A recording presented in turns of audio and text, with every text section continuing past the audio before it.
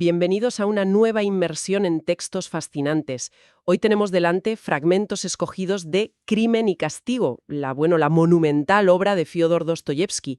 Nuestro material proviene de un documento específico que hemos estado analizando. Eso es. La misión aquí es clara: intentar desentrañar la mente torturada de Raskolnikov, su protagonista, a través de estos pasajes clave.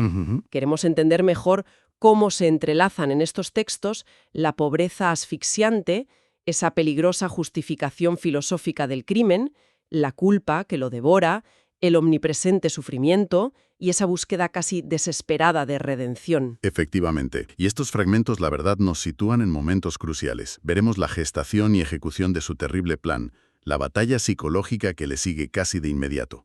Y sus encuentros con figuras que, marcan su destino. Marmeladov y su hija Sonia, por supuesto, el brillante y manipulador juez Porfirio Petrovich y el inquietante Svidrigailov. Personajes clave, sin duda. Sí, y veremos el camino hacia la confesión y sus ecos finales, tal como nos lo presentan estas páginas que tenemos. Vale, pues arranquemos situándonos en ese San Petersburgo opresivo que describen los textos. Raskolnikov, un estudiante, está aislado, aplastado por la miseria hasta el punto de evitar a su patrona por deudas. Sí. Se habla de irritación nerviosa rayano con la hipocondría. Ya desde el principio se siente una tensión interna brutal, ¿verdad? Y una idea fija empieza a rondarle. Totalmente. Esa atmósfera es fundamental. Estos primeros fragmentos nos sumergen de lleno en ese ambiente lúgubre. El aislamiento de Raskolnikov no parece casual, es casi una condición autoimpuesta que lo consume. Y es precisamente en ese aislamiento donde se produce un encuentro que lo marcará profundamente, el de Semyon Marmeladov, en una taberna sórdida. Este personaje es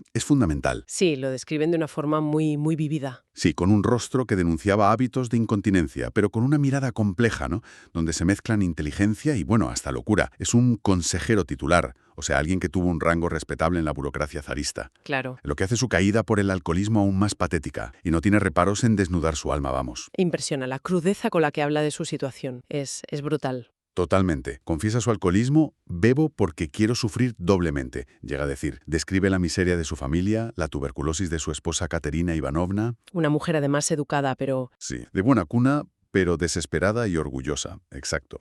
Y sobre todo, el sacrificio de su hija Sonia, forzada a prostituirse para mantenerla. ¡Qué terrible! Hay una frase demoledora que le lanza a Raskolnikov. ¿Comprende usted lo que significan estas palabras?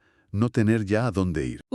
Esa desesperación absoluta, ese callejón sin salida social, parece resonar con los miedos más profundos del propio Raskolnikov. Es como si Marmeladov encarnara el abismo al que él teme caer. Y luego vemos la realidad de esa familia, la escena caótica en su casa, con Katerina Ivanovna arrastrando a Marmeladov borracho por los pelos, los niños hambrientos llorando. Vaya cuadro. Es desolador. Y Raskolnikov, a pesar de estar ya inmerso en sus propios planes oscuros, muestra un impulso de compasión. Los textos indican que más adelante les dejará dinero, ¿no? Sí. Un gesto que contrasta mucho con lo que está planeando. Y paralelamente o casi al mismo tiempo, recibe una carta de su madre que actúa como catalizador de su conflicto. La famosa carta. Exacto. Su hermana Dunia está dispuesta a sacrificarse casándose con un hombre que Raskolnikov desprecia profundamente, Piotr Petrovich Luzin. ¿Un tipo calculador, mezquino? Sí, solo para ayudarle económicamente. Y además, la carta menciona que Dunia ya ha sufrido humillaciones por culpa de Svidrigailov, un terrateniente lascivo. Otro personaje complejo. Raskolnikov ve un paralelismo insoportable entre el sacrificio que se le pide a Dunia y el que ya está haciendo Sonia Marmeladov. Es la suerte de Sonechka la que aceptáis, piensa. Madre mía. Esa mezcla de sentirse responsable, ultrajado y furioso, parece, solidificar su terrible determinación. Es fascinante cómo Dostoyevsky utiliza estos elementos externos para reflejar y potenciar la tormenta interior del protagonista. Y luego está ese sueño. El sueño del caballo. Sí. Raskolnikov se ve de niño presenciando cómo unos campesinos borrachos apalean a una yegua hasta matarla. ¿Qué podemos extraer de esa visión tan brutal? Es horrible. Ese sueño no es solo un recuerdo traumático. Es Dostoyevsky usando un simbolismo potentísimo y visceral. El caballo representa a la víctima inocente, ¿no? La vulnerabilidad aplastada sin sentido. Claro. Refleja por un lado la piedad y la compasión que aún laten en Raskolnikov, su horror ante la crueldad gratuita, pero por otro, Quizás también una oscura fascinación por la violencia transgresora. ¿Una fascinación? Sí, por ese poder absoluto y arbitrario que ejerce Mikolka, el campesino que grita, pegadle, pegadle hasta que reviente. Es una ventana directa a su psique fracturada, a la lucha entre el bien y el mal dentro de él, digamos. Entiendo. Y como si el destino empujara, el azar interviene. Escucha por casualidad que Elizabeta, la hermana de la vieja usurera, no estará en casa al día siguiente. Justo.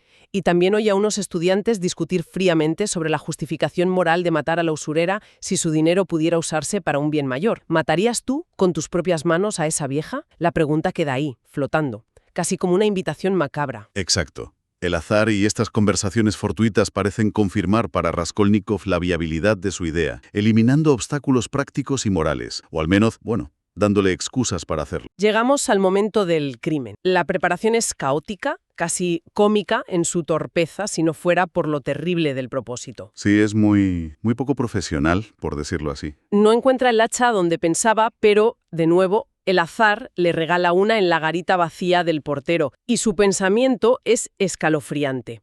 No es la inteligencia la que me ayuda, es el diablo. Se está convenciendo a sí mismo de que fuerzas externas le guían. Es una forma de externalizar la responsabilidad, quizá, o de interpretar la casualidad como una señal de que está destinado a hacerlo, de que es parte de ese hombre extraordinario que él cree ser. Claro. La tensión al llegar a la puerta de la usurera, Alena Ivanovna, es casi física en la descripción del texto. Pequeñuela y delgada, de nariz puntiaguda y de mirada maliciosa.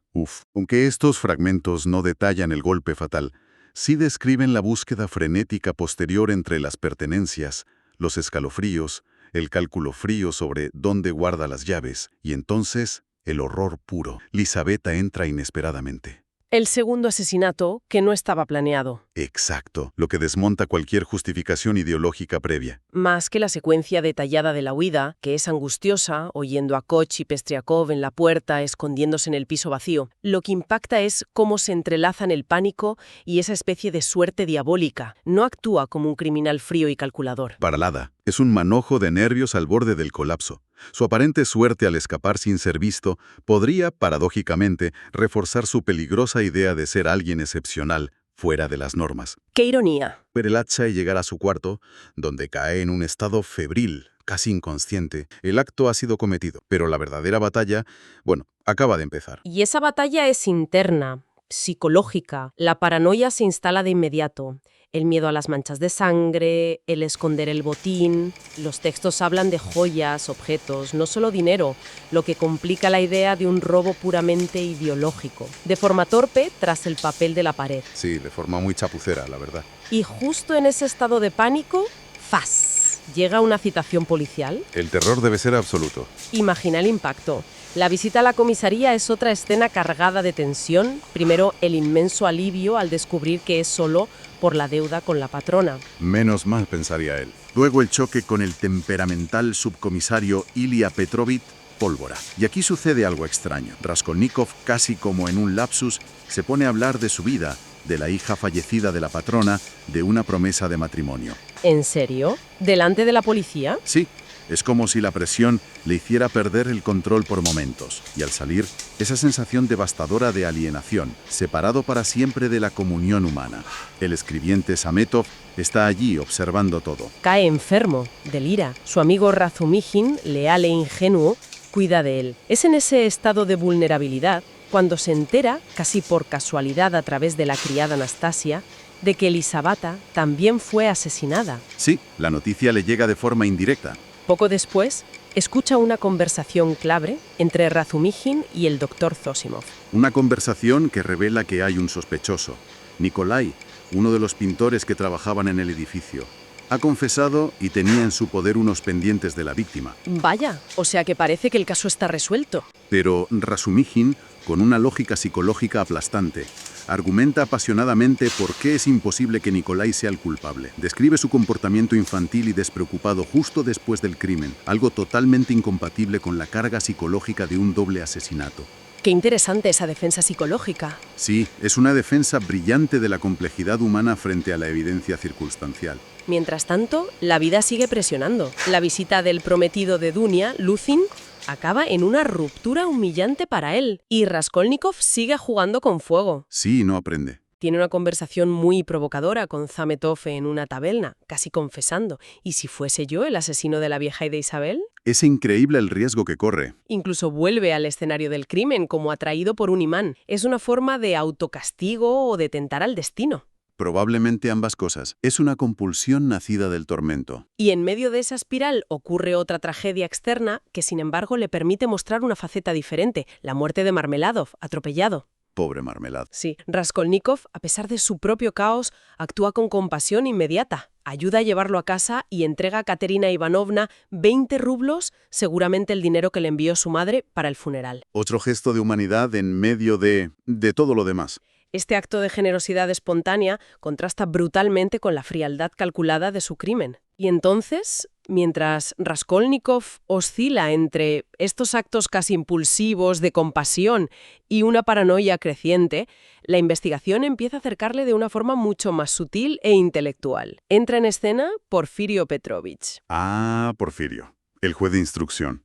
Un personaje fascinante. Inteligente, irónico, parece disfrutar enormemente del duelo psicológico con Raskolnikov. Sí, se notan los diálogos. Su conversación sobre el artículo que Raskolnikov publicó tiempo atrás es crucial.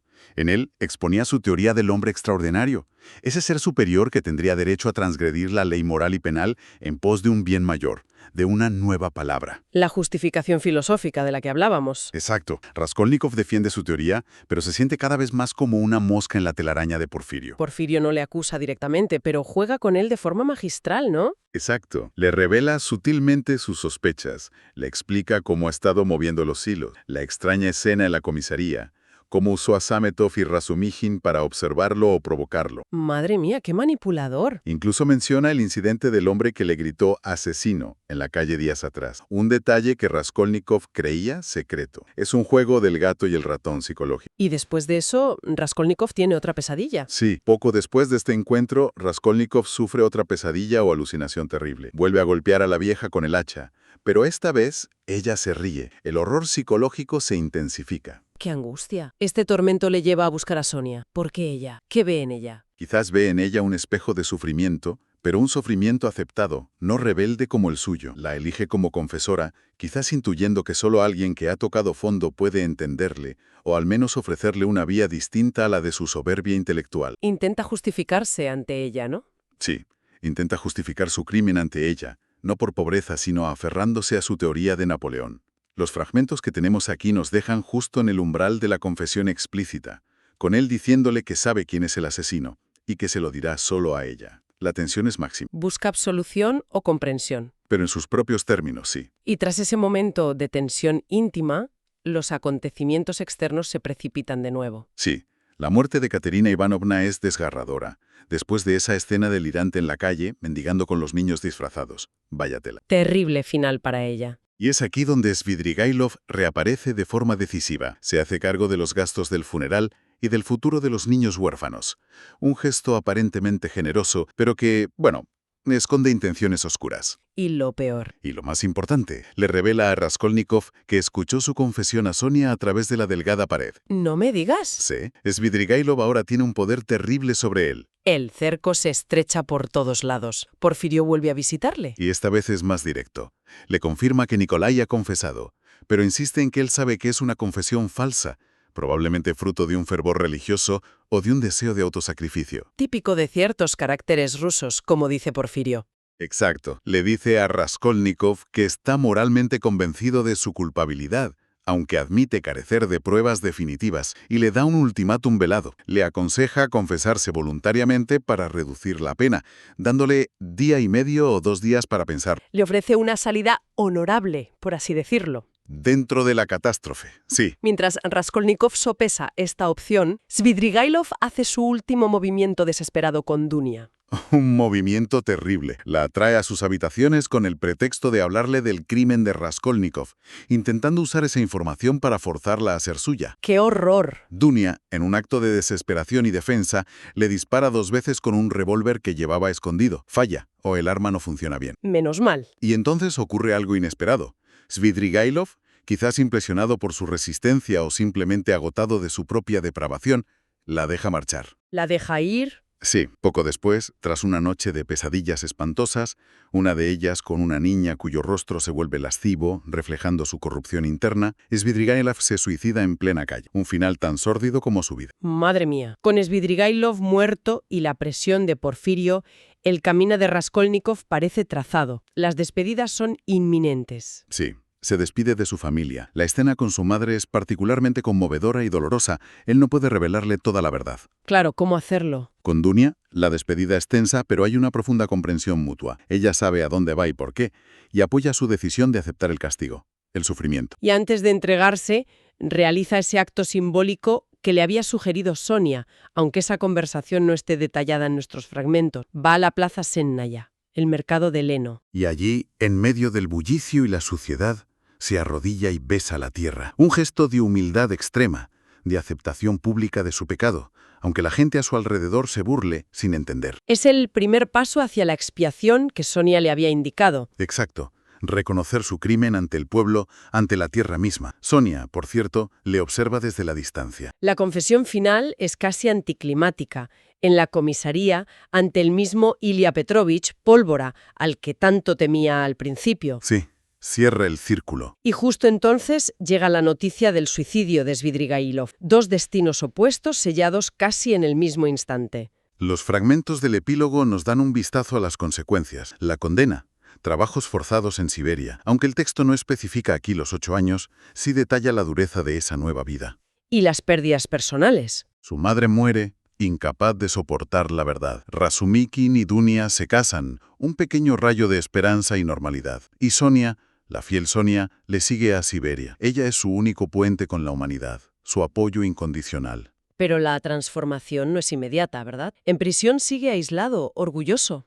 Exacto. Al principio no se arrepiente del crimen en sí, sino quizá de haber fracasado, de no haber sido tan extraordinario como creía. Su aislamiento continúa e incluso se gana la hostilidad de los otros presos. Lo ven como un señorito, dicen. Sí, como un señorito asesino y ateo. No crees en Dios, le gritan. Le desprecian por haber matado a hachazos, un método brutal que choca con su aparente condición de intelectual. Pero entonces algo cambia. ¿Qué provoca ese giro final que describen los textos? Parece ser una combinación de factores catalizada por una grave enfermedad que sufre durante la Pascua. Esa experiencia cercana a la muerte, junto con la constante y abnegada presencia de Sonia, su amor silencioso y sacrificado, empiezan a resquebrajar su coraza intelectual.